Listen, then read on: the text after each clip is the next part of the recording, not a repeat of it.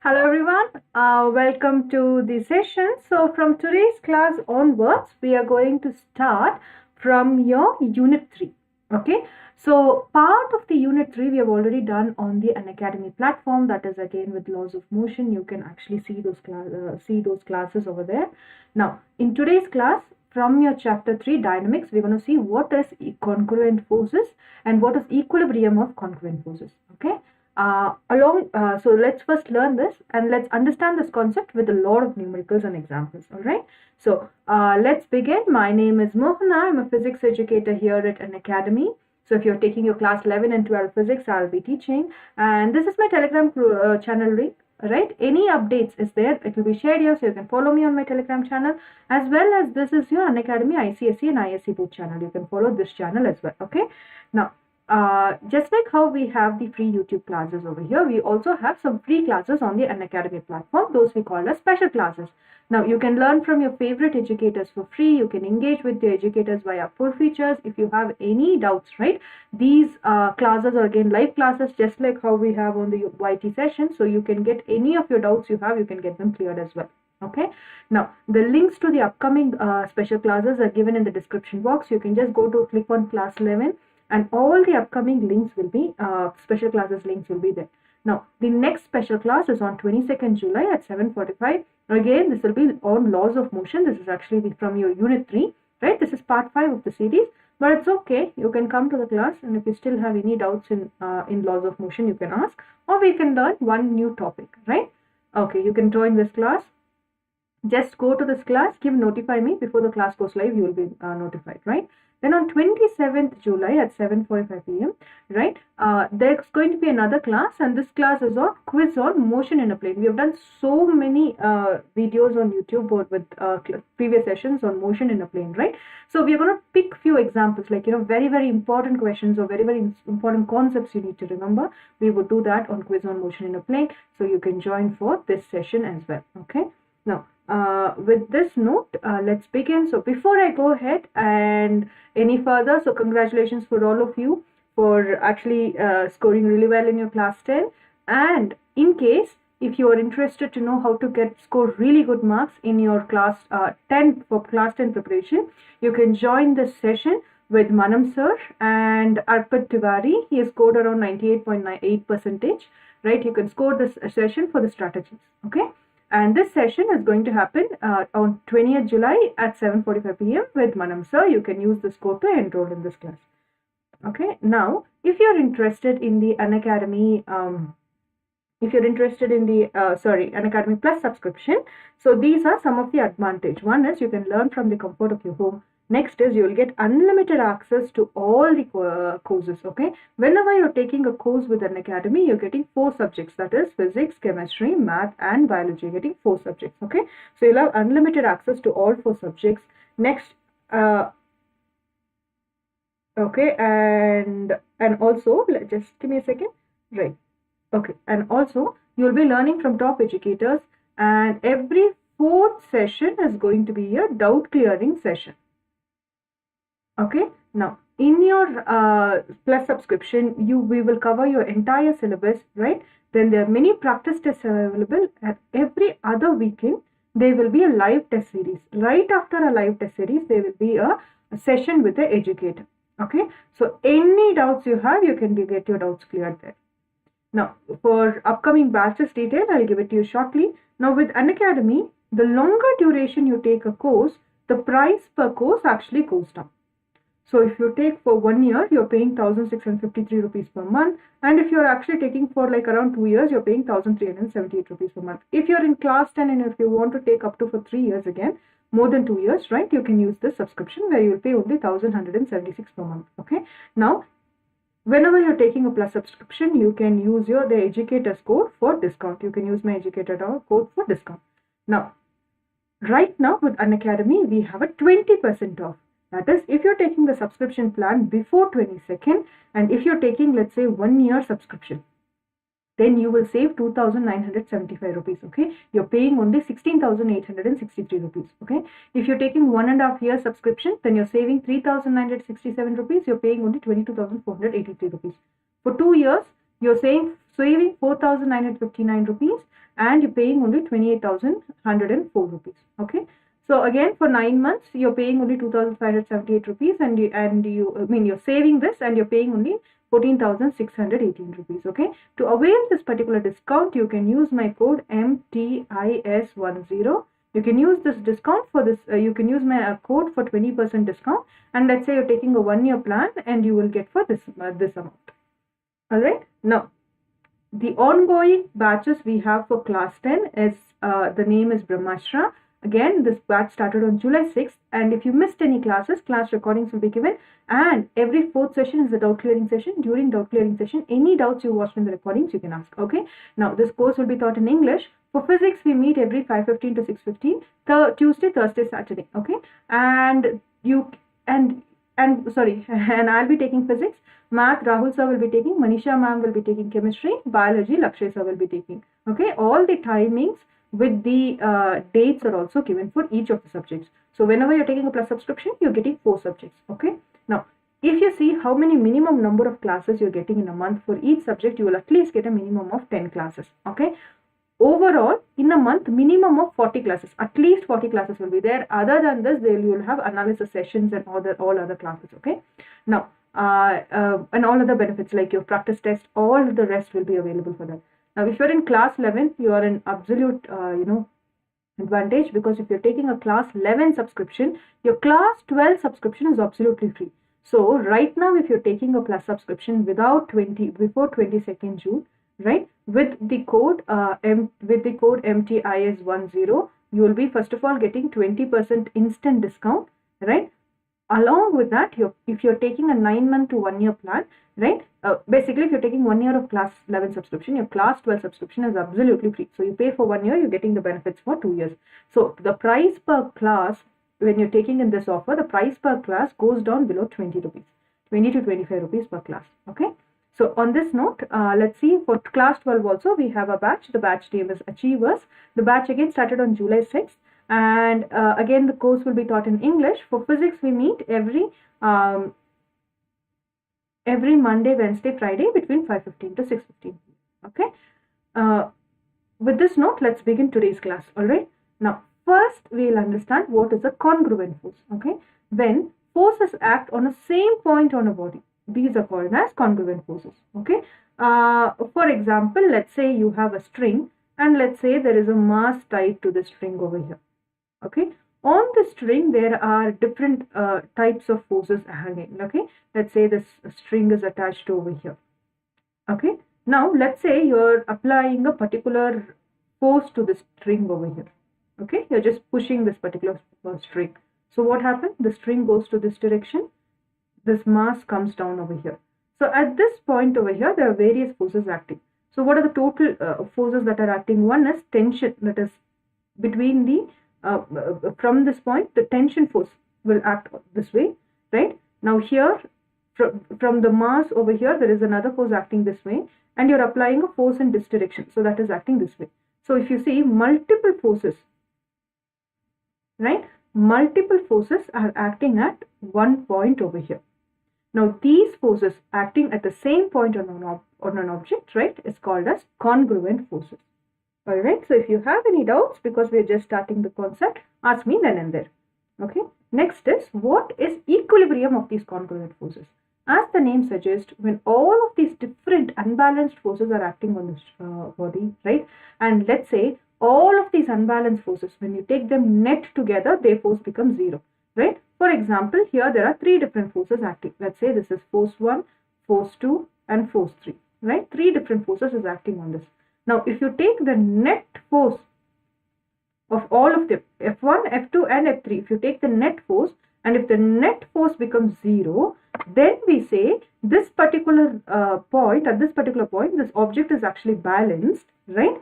And we say the congruent forces are at equilibrium. So, when a number of forces act on a body at the same point, and the net unbalanced force is actually 0, then the body will continue in its state of rest, right? Or in uniform motion along a straight line.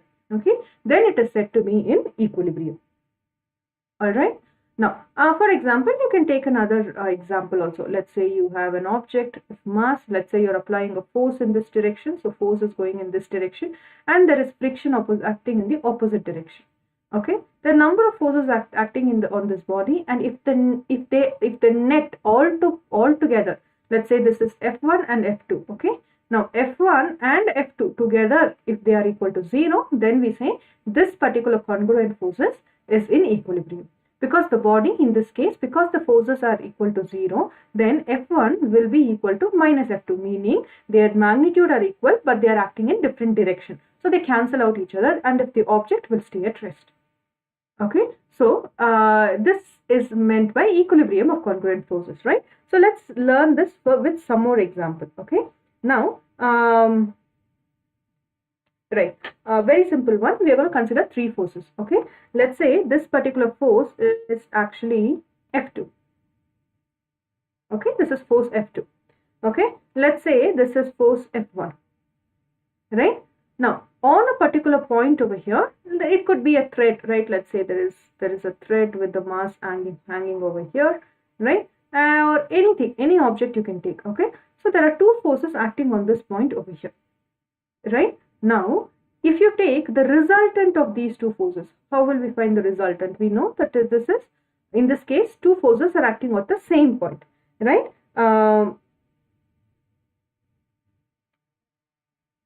Balveer, thank you for that. Okay, and in this case, if you take F1 and F2, what is the resultant forces, right? If you're taking the resultant forces, very simple, you can use the law of parallelogram, right? Composition of vectors.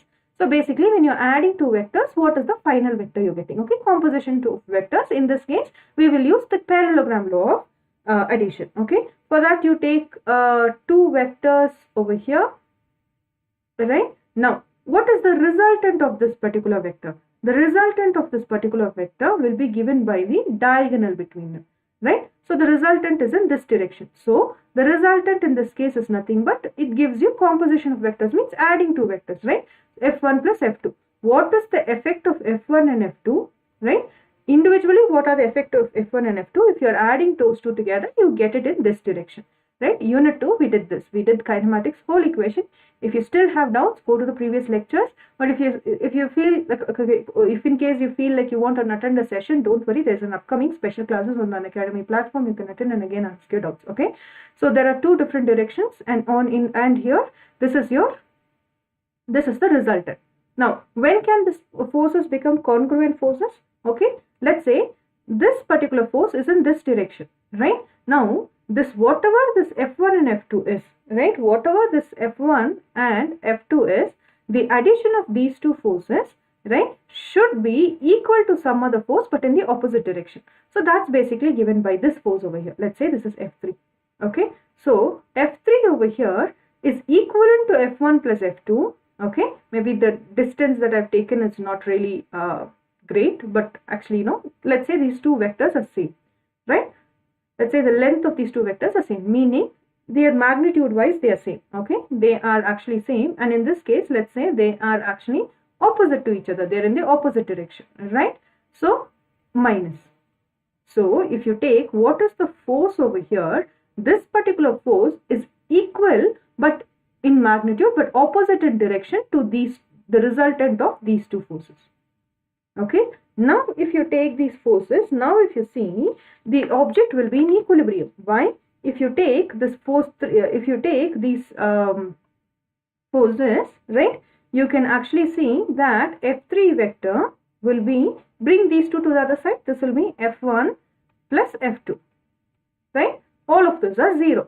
So your force F1 plus F2 plus F3, all three forces acting on this object gives you 0. Right, all of these three, the net force cancels each other because the magnitude of the result of these two forces is equal but is in the opposite direction of this force. So they cancel out each other. So the object, whatever object you're taking, okay, let's say there is a particular ball. You have a ball over here, and three different forces are acting over here on this ball. Okay, or let's say there is a striker over here. You are actually kept a striker over here, and or let's say there's right, let's say you have a marble over here, and 3 of your friends are hitting this particular marble from 3 different directions, and all 3 marbles, all 3 of you hit the marble. Now 3 different forces are given on this particular marble, right? Now the resultant of these 2 forces goes in this direction. Force 3 is going in this direction. Now this force 3 is equal but in the opposite direction to resultant of F1 and F2. Then the net particular force acting on that object is 0, which means the object will stay at rest. Okay, this is basically equilibrium of forces. So if you're writing it in generalized form, we can say that, let's say we have F1, let's say there is a number of forces acting on an object, F1 plus F2 plus F3, right, plus F4 and so on up to Fn, number of forces is acting on an object. Okay, when the number of forces acting on an object, right, is 0, okay, and if they are acting on the same time, if their number of forces are acting on the same point on the object, and if their vector sum when you are taking, if that vector sum of all the forces is 0, then we say that particular congruent force is actually in equilibrium condition. Congruent force because they are all acting at the same point. Alright, so once again, if you have any doubts, ask me in the chat box now itself. Alright, because we will slowly move into doing a lot of numericals. Now, next point is, let's take 3 forces. Okay, let's say this is actually force, okay, let's say this is around force F2. Okay, and let's say this force is in this direction, let this be F1. Okay, third force that is acting in this direction, let this be F3. Okay, now the angle between F1 and F2, this angle over here, let's say this is gamma. Let's say the angle between F1 and F2, let's say this is beta. The angle between F2 and F3, let's say this is alpha. Okay, now we are going to make use of one simple form. Okay, why? Because there are 3 different vectors acting at the same point. We can actually use triangular law of vector addition, right? So what we are going to do, we are going to arrange these vectors in like if in case if we just arrange this vector in a triangular form. Okay, for that what we are going to do, we are going to say, let's take the F1 vector now.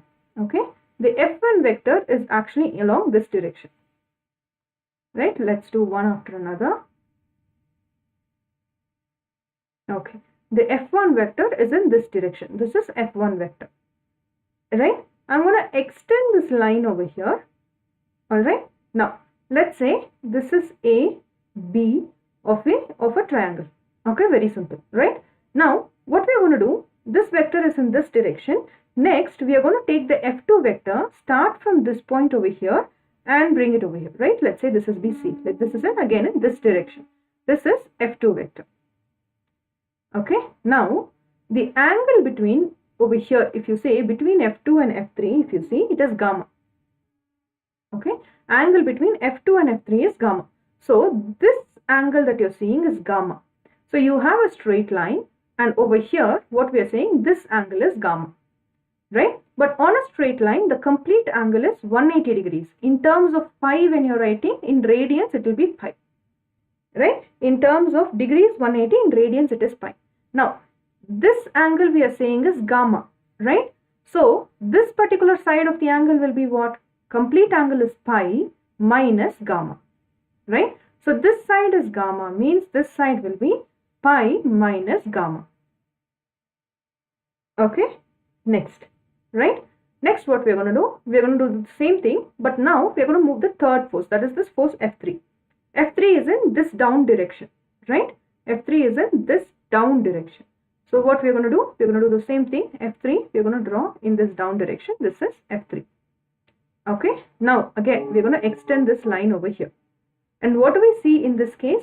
Between F1 and F3, the angle that we are seeing, right? Between F1 and F3 over here. Between F1 and F3, the angle over here is beta, right? So between F1 and F3, if you see what is the angle, again this angle that you're seeing, let me just move the A to another place. Okay, this is around, right? So this angle you're seeing is actually beta. Same logic as before, straight line, right? The entire angle has to be pi, right? Now we have a particular angle over here, right, which says this is not beta, sorry, beta, right? This is actually beta, right? We have a particular angle over here that says this is actually beta, right? So you have a straight line. This angle is pi, right? From here we are saying this particular angle is there. If this is pi, then this angle will be, if this angle is actually beta, then this entire angle being pi, right? This angle will be pi minus beta. So this particular angle again will be pi minus beta.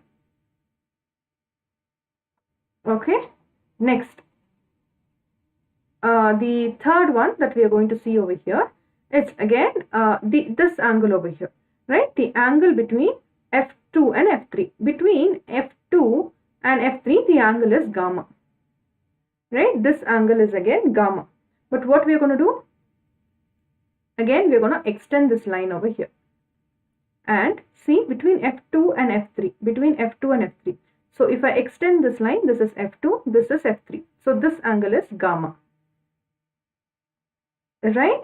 Because this is F2, this is F3. So F2 and F3, the angle is gamma. F2 and F3, the angle is gamma. If this is gamma over here, then this angle, see, this is a straight line. This angle is a straight line. In this angle, let me do that. This one is a straight line, right? Somewhere over here. Here we are seeing alpha. So this will be pi minus alpha. So this angle that we are seeing over here will be pi minus alpha. Okay, so once again, if you have doubts, ask me right now, right? So from here, if you take the forces F1 and F2 and F3, you can actually represent them as sides of a triangle ABC. Okay, you've taken this in the same order as this one. Okay, we're going to apply the law of sines now. According to the law of sines in this triangle ABC, if you apply the law of sines, now you will get force F1. Okay, force F1 over here that you have, force F1, the force F1 by sine pi minus alpha is equal to, this angle will be equal to F2 by, that is this particular angle, right? Force, this angle will be, over here will be pi minus beta, right? Opposite angle in this case, right? F2 by sine pi minus beta. This is equal to F3 by, right? F3. This is the force 3. Opposite angle to it is sine pi minus gamma. Okay. So here we have taken F1, opposite angle being pi minus alpha. Why pi minus alpha? Very simple. Whenever you're taking hypotenuse, we are always taking the opposite, right? Or the opposite side of this particular angle by this gives you the sine value, right? So this by hypotenuse. So we have equated everything to hypotenuse. For this angle over here, right, you can say this sine of this value will be F1 opposite by whatever is the hypotenuse side, right? Now if you see from there, you can say this F1 opposite angle is sine of pi minus alpha. F2 opposite angle in this case is pi minus beta. F3 opposite angle is pi minus gamma. Okay. Now pi minus alpha, pi minus beta, pi minus gamma, right? All of this 90 minus the angle, right? That again you can rewrite the whole equation as sine of that pi minus alpha as sine alpha, right? This is equal to F2 by 90 minus this angle will give you this angle over here, right? 90 minus this particular angle will give you this particular angle, right? So this will be sine of beta F3 by sine gamma. Okay. Now this particular equation that we are seeing is actually known as your Lamy's theorem. Okay. So Lamy's theorem states if three forces acting on a particle keeps it in equilibrium. If any three forces that are acting on an object is keeping that particular object at equilibrium, okay, then each force is proportional to the sine of the angle between the other two forces. Okay. Then each force is basically proportional to sine of the angle between the other two forces. Okay. So from there we have F1 by sine alpha, right? Very simple. Why did we get sine alpha? This is F1, right? This is F1. These two forces, right, is F2 and F3. Between this F2 and F3, if you see, the opposite angle to F2 and F3 is pi minus alpha, right? So this one F1 by opposite angle pi minus alpha. If you take, in this case, you're getting actually the opposite angle, in this case pi minus alpha, sine 90 minus theta, right? In this case gives you sine theta. This is sine alpha, right? Similarly, the angle between F2 and F2 will be over here. We know that F2 is in this direction, means angle between F2 and F3 is actually beta. Angle between F2 and F3 is actually beta over here. Okay, so this will be sine beta. Angle between F3, right? So in this case, the angle between F3, if you take angle between F3, right, that is angle F3 by angle between the other two forces. Other two forces F1 and F2 is actually gamma. So F2, F3 by gamma, sine gamma. So if three forces, they are acting on a particle, and if that is keeping it in equilibrium, each force is going to be proportional to the sine of the angle of between the other two forces. Okay, this is Lami's theorem. Remember this. Okay, now all we have seen till now, all we have done till now, let's summarize whatever we have done till now. Very simple. We have seen that the sorry about that. Let's summarize what we have done. If a number of forces is acting on a same point, then we call it as congruent forces. Now, if all of those forces are keeping the particular object in equilibrium, if it's in motion, it will keep it in the same uniform motion. If it's at rest, it will keep it at rest. Okay, then we see this particular object is at equilibrium. For equilibrium, the number of forces acting at the same point of an object, right? Let's say there are n number of forces acting. So for congruent forces, when they are acting on the same point of an object, and if it is keeping this particular object at rest, then we say that that particular congruent force is at equilibrium. Okay. Now, from Lami's theorem is nothing but whatever, let's say for three forces, if you're taking sine of that particular force opposite to sine angle between, let's say there are three forces, 1, 2, 3. Okay. This is F1, F2 and F3. If you take F1, what is the angle in this case for this particular force, right? F2 and F3, what is the angle? Sine of that angle, F1 by F2, F1 by sine of the angle. Now, if you take F2, for F2 over here, if you're taking, right, angle between F1 and F3, sine of the angle between F1 and F3, let that be beta, right? Now, for F3, if you're taking sine of the angle between F1 and F2, okay, let that be gamma. Now, these three are equal, okay? This gives you your Lami's theorem. Okay, in this case, you do not have to write it in case of a vector form.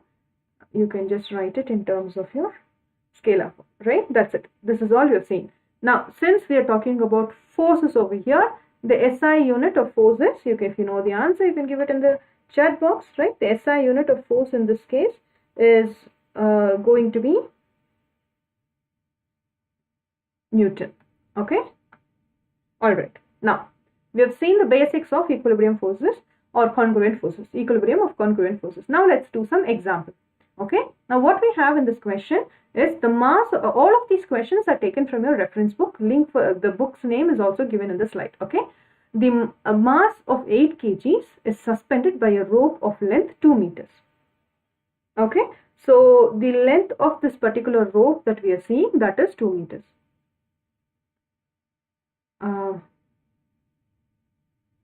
This length of rope is 2 meters. Okay, the mass of this object is around 8 kgs. Okay, now a force of 55 Newton is applied in the horizontal direction at the midpoint of the rope. Now, in this entire rope that you're seeing over here, midpoint is somewhere here, right? At this particular midpoint, a force acts. Then what will happen? This wire will get stretched and this will come down. Right? Akshay. Hello Akshay. Newton is the right answer. And so here what is happening? So this object gets stretched. Right? We had this. If you apply a force at its midpoint, if you apply a force, what will happen? This rope will slowly get stretched. This will get stretched. And what you will have is something like this. Okay? Length of the wire is 2 meters. That's okay. But at this point, we are applying a force, right? The force that is applied in this case is around, the force that is acting in this case around 50 newtons. Okay. Now, let's say that is a tension acting on this rope over here. Okay. mass of the object is taken as 8 kgs, right? So this mass is, the weight of the object that mass is 8 kgs. So here mass of this particular block is 8 kgs.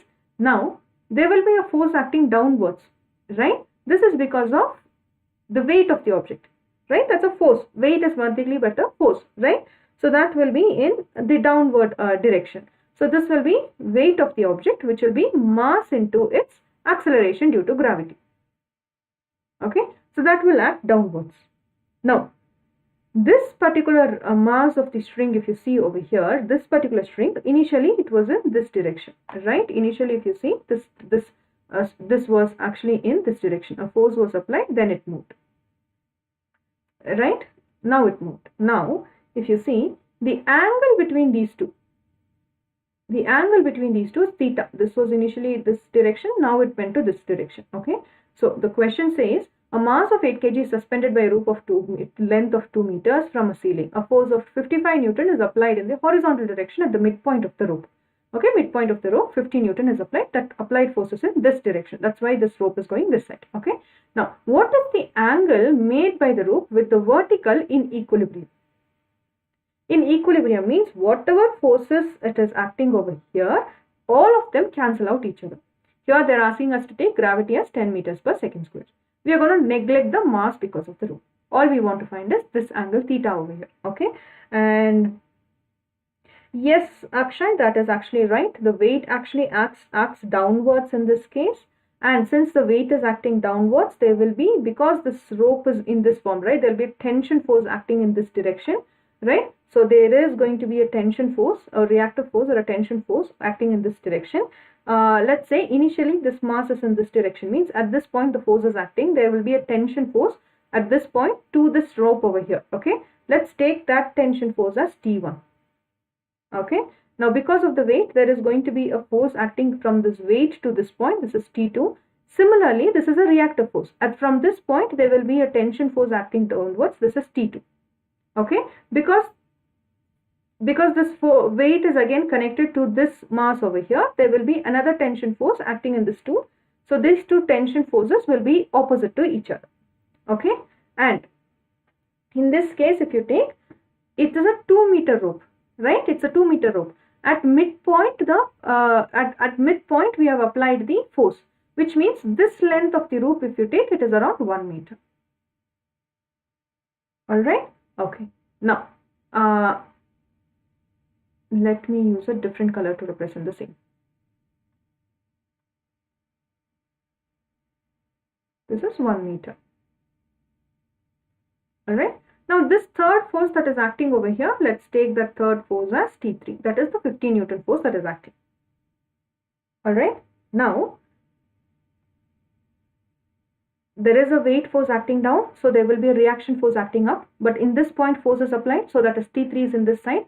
From here, from the ceiling to the thread, there will be acting a force. But from here, the thread will also have a tension force towards over here, right? That is in T1 in this direction.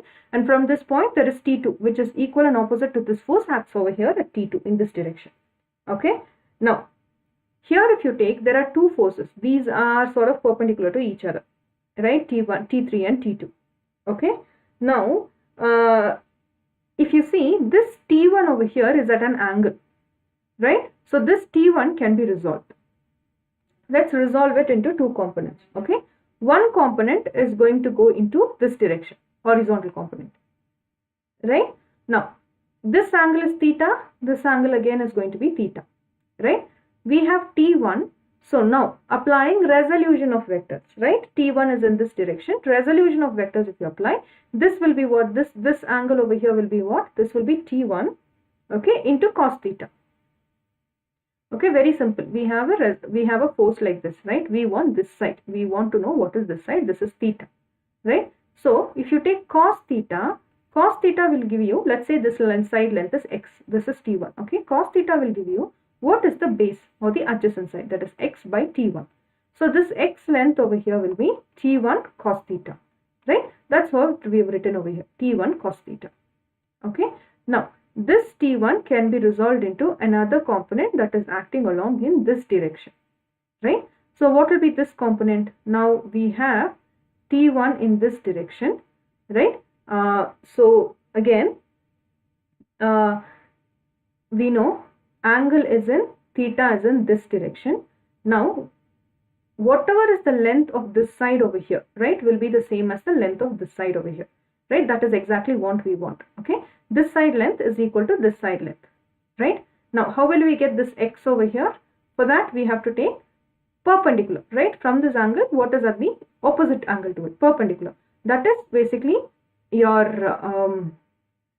that perpendicular angle is actually x by T1, right? Hypotenuse over here is T1. Okay, that perpendicular what we have is basically x, right?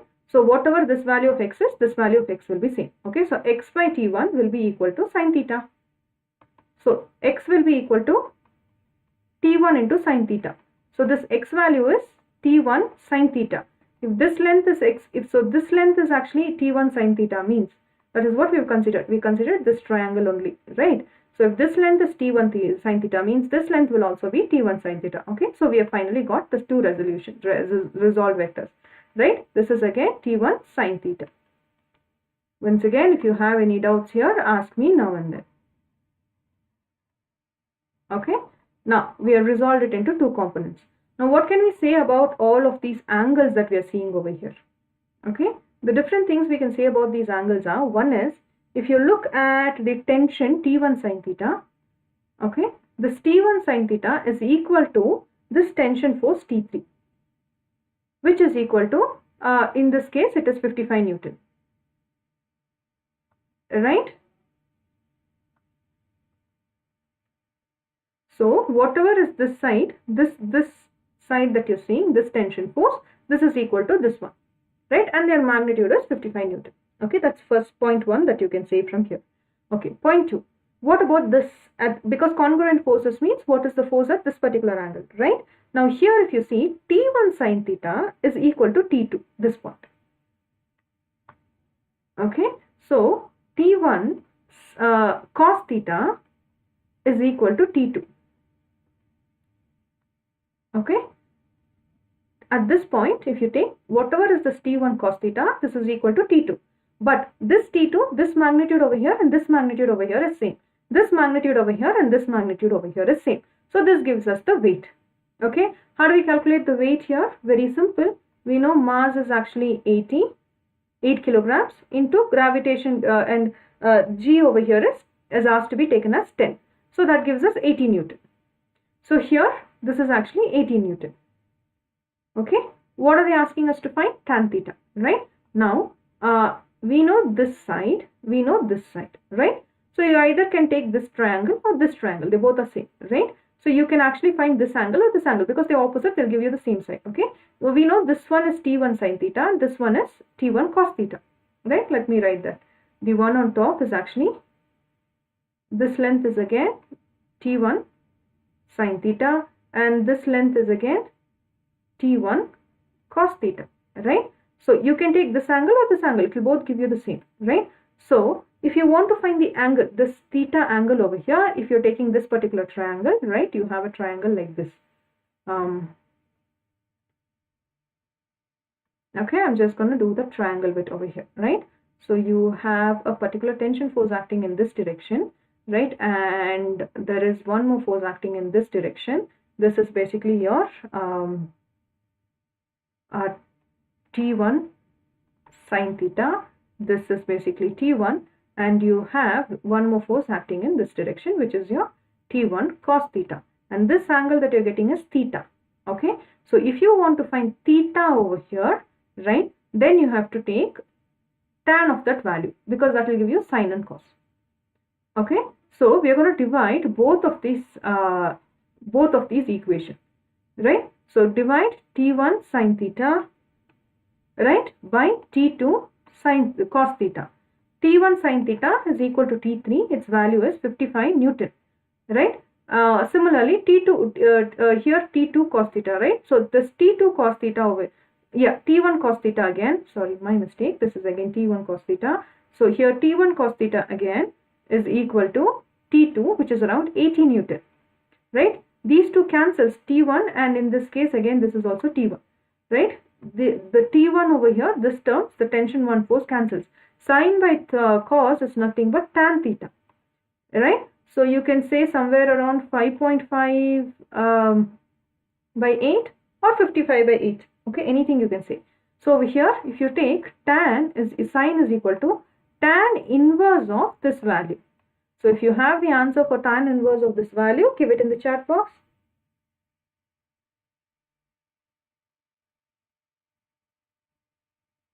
Tan inverse of this value.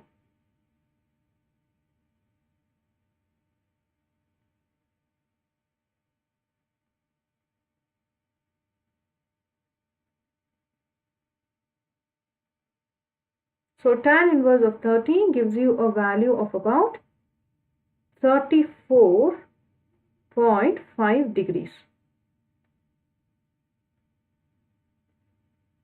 Okay, so this gives you 34.5 degrees. So that's your angle over here. So this angle that you're seeing, theta you're seeing over here is 34.5 degrees. Okay, very simple. We are going to find the angle. We are going to make use of congruent forces. Congruent forces means at this particular point, if there is more than 3 forces acting, right? If there are a number of forces acting and if they are at equilibrium, right? Though there are number of forces acting, they are still keeping this particular object at equilibrium. Mean then we say it's congruent force. Okay. Now, first point is at this point, how many forces are acting? One is the force that is acting, the force that we applied, that is T2, right? Another one is from the string, it's string attached, right? There will be a tension force acting upwards and a tension force, because the mass is attached over here, there will be a tension force acting downward on this rope over here. Okay. Now, this T1 you can resolve into two components, T1 sin theta and T1 cos theta. T1 sin theta is equivalent to T3. So T1 sin theta value is 55 newtons. Done. Now, T2 cos theta if you take, T1 cos theta if you take, it is opposite to T2. How do we find the value of T2? Very small. This is because you have an object over here. The rope experiences a tension. In this case, at this point, it comes down. Now, here on this object is under the weight acts downwards. Weight is a force, right? It acts downwards. That is around 80 Newton. Because G is taken as 10 meter per second, it is around 8 kilograms. So 80 Newton of force acts downwards. So whatever force acceleration, because of this weight, if there's a force, there will be a force acting upwards as well, right? So this T2, this force and this force will be equal and opposite. Okay, only then it will stay balanced. Okay, so these two has to be T2. So T1 cos theta is equal to T2. So if you take T1 cos theta equal to T2 means in this case this value is 80 Newton. Substitute in the equation, divide both of them, you get tan theta because we want the value of theta, right? So theta will be tan inverse of this value, that basically gives you which basically gives you around, or you can take it as just 55 by 80 only, right? 55 by 80 if you take, you get the value of 34.5 degrees. Okay, that's the angle over here that it means. Okay, next let's do one more question before we end today's class, right? So here what we are seeing is we're going to find the tension T1 and T2 in the string shown in the picture below. Okay, let's take some more information in this case, in this picture over here. Let's say this particular angle is over here is 60 degrees. Okay, let's say this angle, let's say this force over here is actually T1. Let's say the tension string around here, it has a tension force of,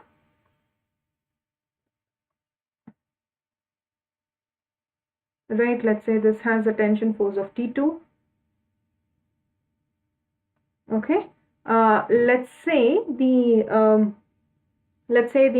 weight of this object is 40 kilogram, right? 4 kilogram, right? So here let's say this is the force acting over here is 4 kilogram into its mass is given, so into its weight. Okay, let's say this is kilogram and weight together, right? This is actually acting downwards. Okay, that is the weight force that is actually acting downwards. Now over here if you take, right, if you want to find the tension between T1 and T2, right, this particular tension string T2 if you take, it can be resolved into two components. One is along this direction, right, another is along this direction. Okay, so from here you can actually take another line, so you get this direction. This is one force, right, another force acts in this direction. So let me use a different color to represent the same. One force acts in this direction, another force in this case acts in this direction, equal to this magnitude over here. Okay, so this side, if you take, this is this is 60 degrees, right? So T3 is in this direction, so this angle will also be 60 degrees, right? If you want 60, if you want this side over here, then you have to take adjacent by this value, right? We have to take adjacent by this value. This so if you want to take sine 60 means if you want this side over here, right, this side value, let's take it as x. So of adjacent value, so cos theta will give you, this is x and this is actually T2. This angle is 60 degree. So cos or theta, okay? So cos theta over here being 60 degree. So cos theta is what? Perpendicular, right? This is base, right? Base by hypotenuse. So this x value will be T2 cos theta. Theta over here is 60 degrees. So if you take, what is the value over here? This is T2 cos theta. If this value is T2 cos theta, means this side is going to be T2 sin theta, right? Very simple again, right? Because this side and this side are equal. So again, you can take over here, you want this side, this is T2. This is actually what you want to find. You know, this is actually T1, right? And this angle is 60 degrees. So if you want that x value over here, this will be sine theta will be equal to opposite or the perpendicular by hypotenuse. So x will be T1 sine theta, right? If this direction is T1 sine theta, this also will be T1 sine theta. So this angle is T1 sine theta again. Okay. All right. Now, okay. So from here you can actually take, right? Two informations you're getting, right? This is T2 sine theta and actually T1 sine theta, right? So here,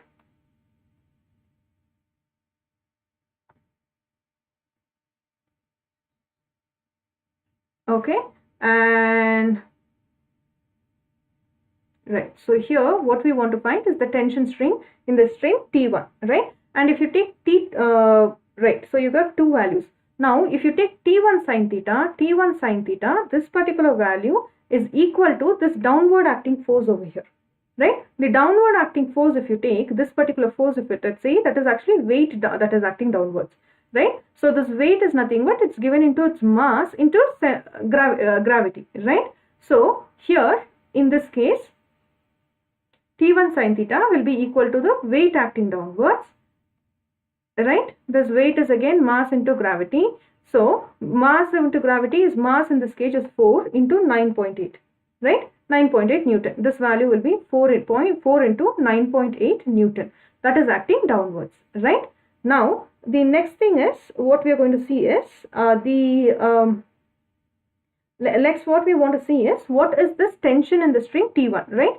So T1 will be 4.98, right? 4 into 9.8, sorry, 4 into 9.8 divided by sine of theta. Sine theta in this case is 60 degrees, right? Because this angle over here is 60 degrees and over here also we have 60 degrees, okay? So this is sine 60, okay? So that tension in T1 will be 4 into 9.8 divided by sine 60 is actually root 3. Okay, so T1 value is going to be 45.26 Newton.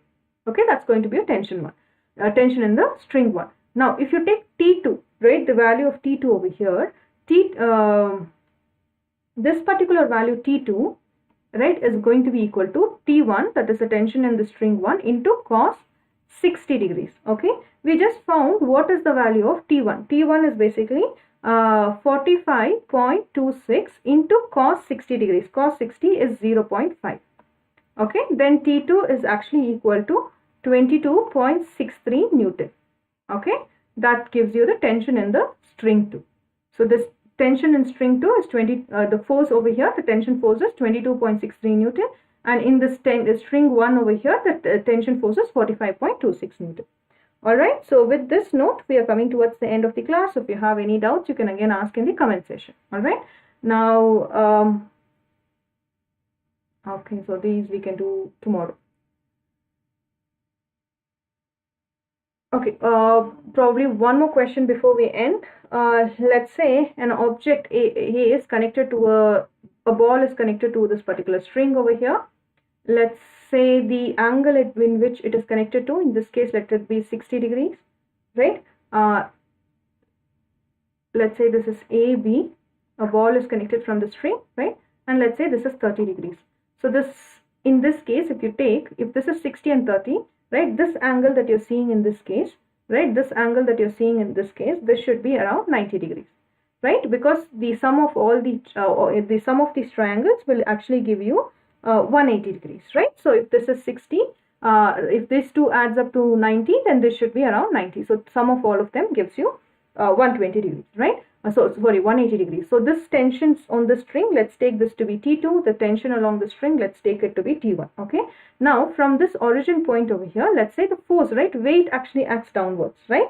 So that weight acting downwards, let's say this is weight, and let's say this particular object has a mass, this ball has a mass of 1 kg, right? So the weight acting downward will be 1 kg, and let's take acceleration due to gravity as 10 meters per second square. Okay. So the weight over here will be 1 kg into 10 meters per second square. So the weight force that is acting in this case is around 10 Newton. Okay. Now, if you want to find the various forces that is acting at this point O over here, okay, we can make use of the Lami's theorem. Okay, that says this tension in T1 by, if this is the rho, between these two sides, what is the angle? That is sine of 60, right? But in this case, if you take, this is angle between the other two sides, right? T1 means angle between these two sides. Again, this will give you around 150. Okay, and T2 divided by the angle between the other two sides, right? That will again give you, if this is 60, and now this, in this case, it will be sine of 120, right? Next angle will going to be T3, which is actually, we know this is the downward weight force, which is actually 10 divided by the angle between them is again at this point is going to be because this is 90 means, right, this angle is going to be 120 degrees and this angle is going to be 150 degrees. That's what we have written, right? T1 into the opposite between the opposite angle between them, T2 into the opposite angle between them, and T3 being the weight force downwards, opposite angle in this case will be sine 90, sine of 90. So T1, right, by sine 150, right? So in this case, T1 into sine 150 means the opposite of that angle you can take as 30 degrees also, right? It will give you the same value again. T2 by sine 60 degrees again. T2 by sine 60 degrees in this case will be equal to 1 by 10 by 1. Okay. From here you can take T1, all of these are equal, no? T1 by sine 30 degrees will be equal to 10 into sine 30. Okay. In this case it will be 10 into sine 30, let's say around 0.5. This is around 5 Newton, 0.5 being 1 by 2, right? Now T2 by sine 60. Sine 60 degrees if you take, this is again equal to, you can actually say this value is again equal to, right, is equal to 10, right? This value is equal to 10. So from here you can say this particular T2, right? So here we did T1 is equal to this value, right? 10 into this sine. So here T2 will be equal to 10 into sine 60. 10 into sine 60 is actually 10 into root 3 by 2. So this will give you 5 root 3 Newton. Okay. So that these are the two tension forces acting on both these strings. Alright. So with this note, we are coming towards the end of today's class. Let's do the rest in the next class. Once again, the ongoing batch we have right now is again for class 11. And in this class 11, the course started on July 6th. The course will be taught in English. For physics, we meet every Tuesday, Thursday, Saturday between 5:15 to 6:15 p.m. And math, Rahul sir will be taking, Manisha ma'am will take chemistry, biology, Lakshay sir will take. So if you're taking the class 11 subscription, class 12 subscription is going to be absolutely free. Okay. And if Similarly, for class 12 also we have an ongoing batch. This is again Achievers batch. This also started on July 6th. And if you take the class 12 subscription, between again, if you're taking for physics, we meet every 5:15 to 6:15 every Monday, Wednesday and Friday. Okay. So once again, in both these batches, the target is going to be a midterm syllabus coverage. Now, on this note, the price per course actually with Unacademy goes down if you're taking the course for a longer duration. All right. Now, okay, now introducing the community feature over here, right? If you see, you can actually go down to the description box. The link to my community feature will be given, right? And you can actually go to that particular. You can go to my community. There will be some MCQ type questions asked. You can actually try to answer the same, all right? And also, if in case if you're seeing any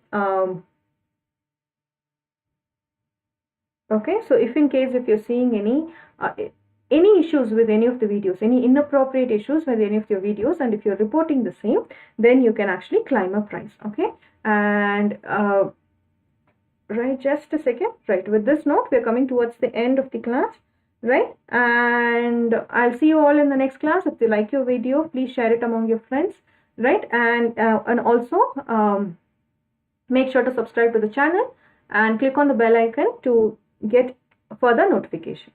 All right, then thank you guys. See you all in the next class.